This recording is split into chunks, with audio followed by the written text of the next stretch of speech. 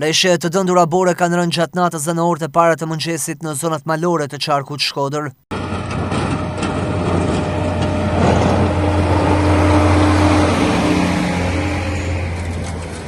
Në aksin rrugor Bog Qaftore Theth është punuar për hapjen e rrugës dhe kriposjen e saj. Më shqetësuese mbetet pika e qaftores në rreth 1700 metrë mbi nivelin e detit, ku era e fortë dhe temperaturat e ulta favorizojnë krijimin e ngricave dhe grumive të borës, duke vështirësuar qarkullimin e mjeteve.